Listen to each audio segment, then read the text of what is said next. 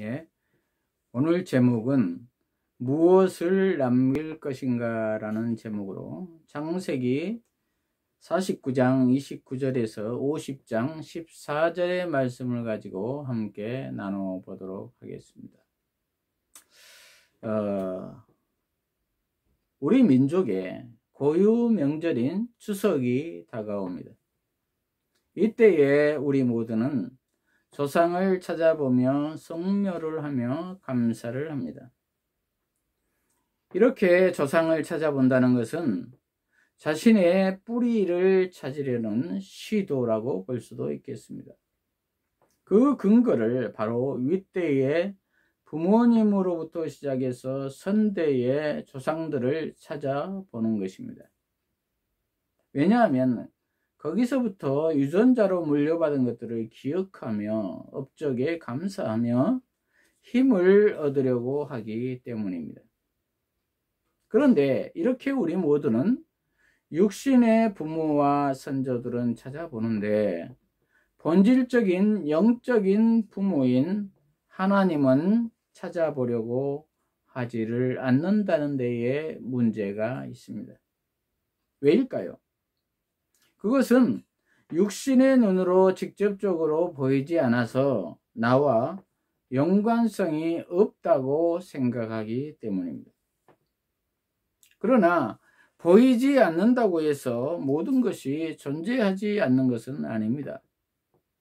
공기가 그렇고 우리의 마음이 그렇고 온 우주 만물이 그렇습니다.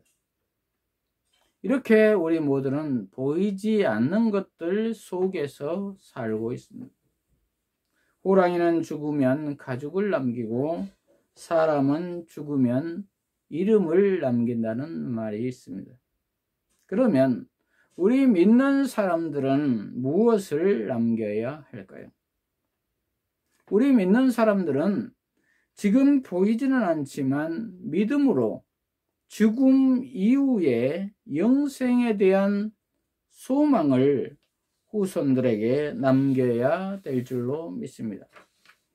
오늘 본문을 통해서 살펴보도록 하겠습니다.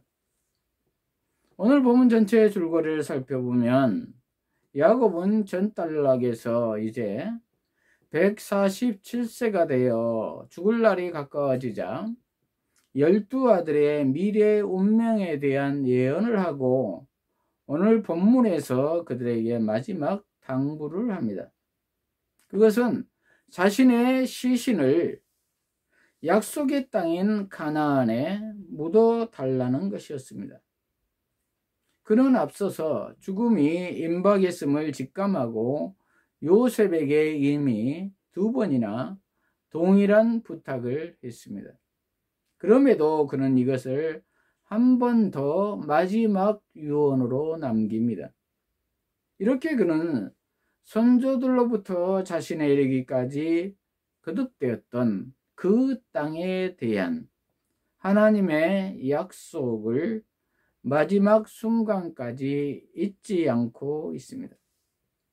그러면 우리 모두는 무엇을 남겨야 할까요? 첫째로 번향을 소망하는 삶을 남겨야 합니다. 29절에 보면은 야곱이 아들들에게 명령하였다. 내가 내 조상에게 돌아갈 것이니 나를 햇사람 에브론의 밭에 있는 굴에 내 조상들과 함께 장사하여라. 이렇게 기록되어 있습니다. 야곱은 지금 요셉으로 말미암아 이집트에서 먹을 것 입을 것 걱정 없는 편안한 삶을 살고 있습니다. 그러나 죽음이 임박하자 야곱은 가나안 땅으로 돌아가겠다는 것입니다. 그곳에 묻어 달라는 것입니다. 이것은 하나님께서 약속하셨던 땅에 묻히고 싶다는 것입니다. 그곳은 편안함과는 거리가 먼 곳이며 그들이 배고파서 이주했던 땅입니다. 그런데 그 땅에 묻어 달라는 것입니다. 그곳은 조상 아브라함과 사라, 이삭과 리브가와 자신의 아내 레아가 묻혀 있는 곳입니다. 믿음의 조상들이 묻혀 있는 땅입니다. 그곳은 마므레 앞에 있는 막벨라 밭에 있는 굴이며 아브라함이 햇사람 에브론에게 이미 사둔 곳입니다. 아무리 그렇더라도 저와 여러분은 망하고 배고파서 떠나온 곳을 다시 가고 싶으시겠습니까? 그러나 야곱은 지금 그곳으로 나를 보내어 묻어 달라고 하고 있습니다. 믿음이 성숙된 것입니다. 지금까지 인도하신 하나님을 신뢰하며 하나님의 약속을 기대하고 있는 것입니다. 그 약속은 아브라함과 이삭과 야곱에게 주신 약속입니다. 창세기 12장 2절에 내가 너로 큰 민족을 이루고 내게 복을 주어 내 이름을 창대하게 하리니 너는 복이 될지라.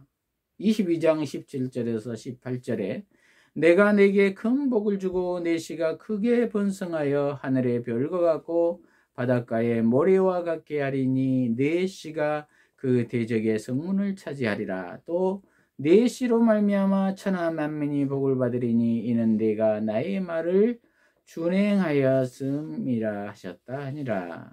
이렇게 기록하고 있습니다. 이렇듯 야곱은 파란만장한 인생을 산 사람이지만 믿음으로 그 약속을 붙잡고 살아왔습니다. 그럴 때 그를 이끄시는 분은 하나님이셨고 이제 하나님의 은혜로 이스라엘의 12지파의 자식들이 보는 앞에서 영광스러운 편안한 죽음을 맞이하고 있습니다. 그러면 우리 모두가 야곱의 인생과 죽음 앞에서 무엇을 배워야 할까요?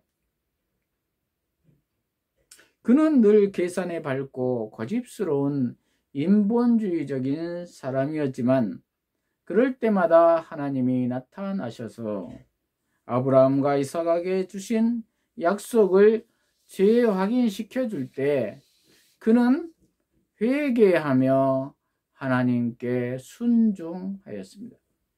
그리고 본향을 사모하는 삶을 살았습니다. 이것이 그를 성숙하게 만들었습니다.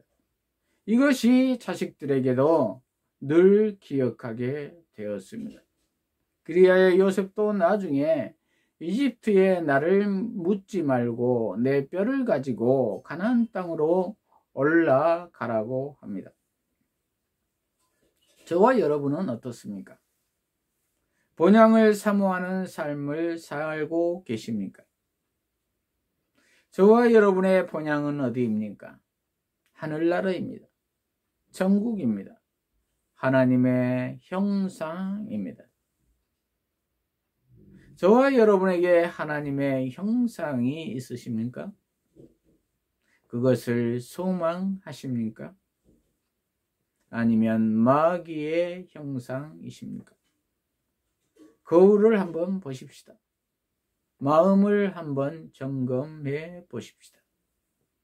우리 모두는 원래는 하나님의 형상으로 지어졌습니다. 그러나 사탄의 유혹으로 말미암아 선악과를 따먹은 후로 우리의 영이 죽음으로 우리는 하나님과의 관계에서 끊어졌습니다.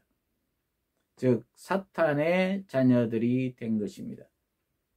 그러므로 회개하고 돌아오지 않으면 우리 모두는 다 사탄의 자식들입니다.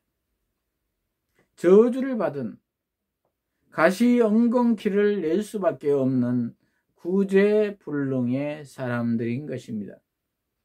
그러나 하나님께서 당신의 영원하신 경륜에 따라서 하나님의 지극한 사랑으로 독생자이신 예수 그리스도를 이 땅에 보내주셔서 그를 믿음으로 말미암아 우리를 구원에 이르도록 지음을 받았습니다.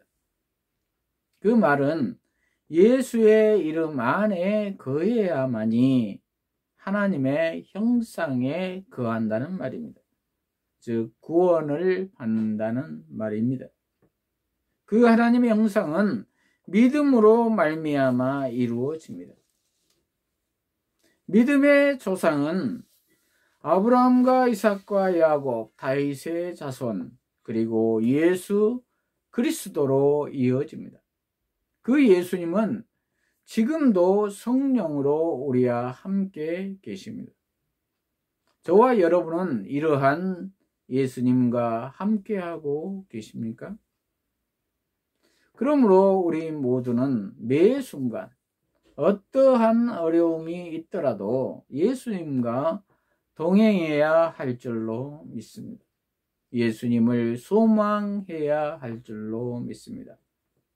그럴 때 우리 모두는 야곱이 그토록 소망하던 본향의 삶을 살 수가 있습니다. 하나님의 형상을 회복할 수가 있습니다. 그러할 때 지금부터 영원한 천국의 삶을 살 수가 있습니다. 그리고 예수님이 재림하실 때 완전한 모습으로 수건을 벗은 듯이 얼굴과 얼굴을 맞대어 밝히 하나님을 볼 수 있습니다.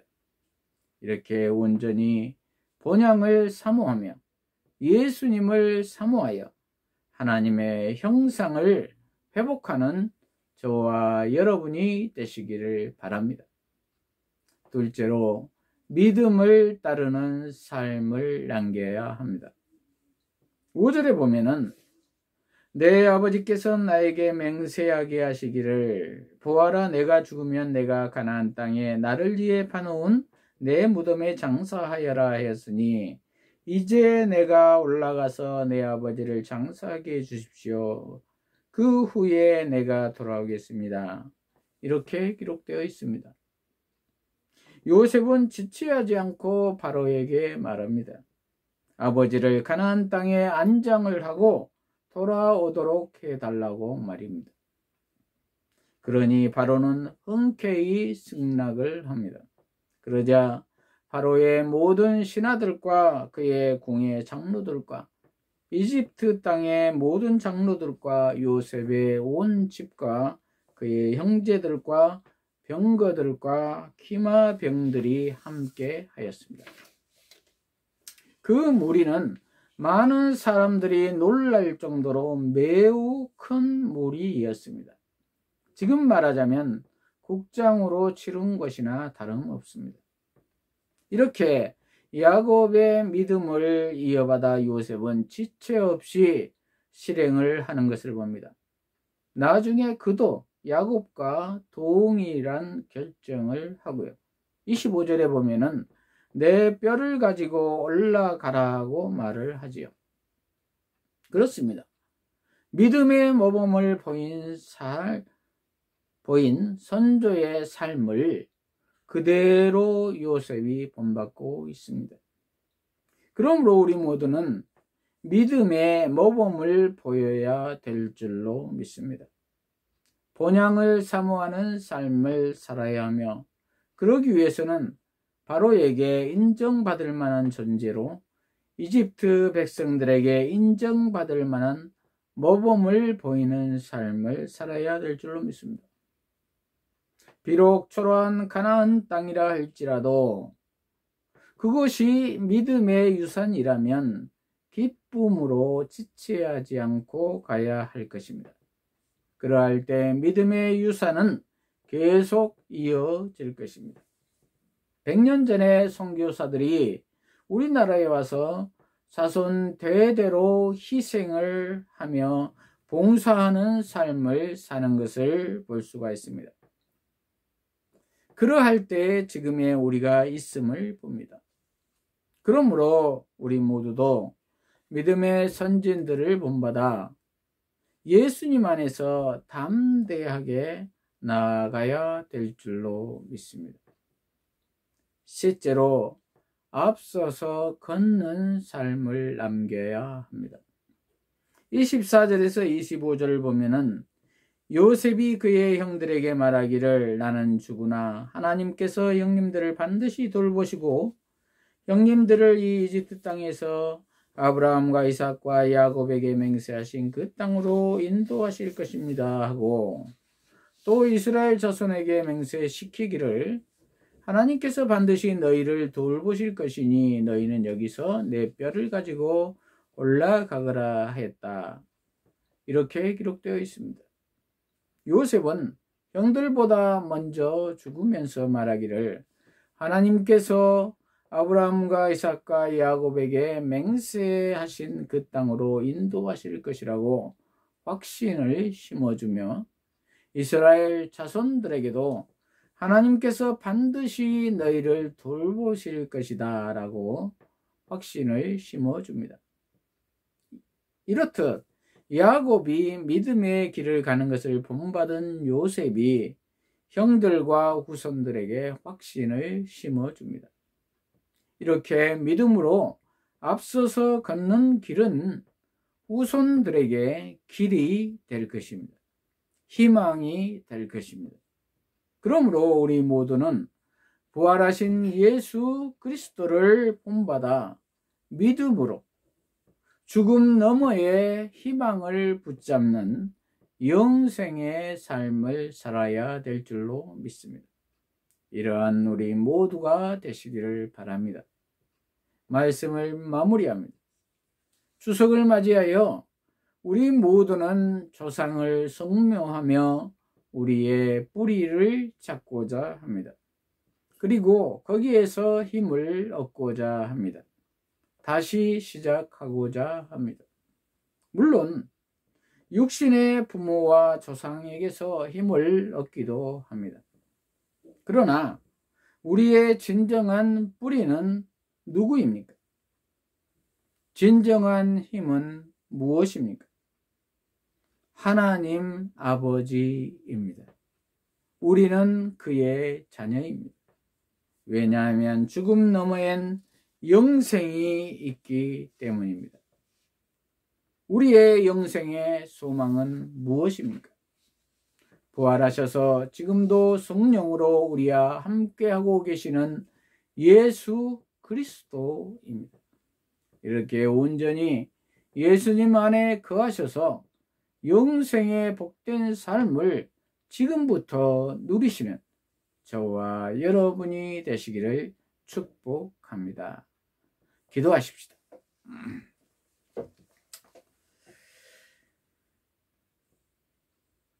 하나님 아버지, 오늘 추석에 즈음하여 믿는 사람으로서 무엇을 남길 것인가를 깨닫게 해주시니 감사합니다. 우리 모두가 본향을 사모하는 삶을 살며 믿음을 따르는 삶을 살며 앞서서 걷는 삶을 살아서 후손들에게 믿음이 계승되는 영광스러운 삶을 살게 하여 주시옵소서. 예수님 이름으로 기도합니다.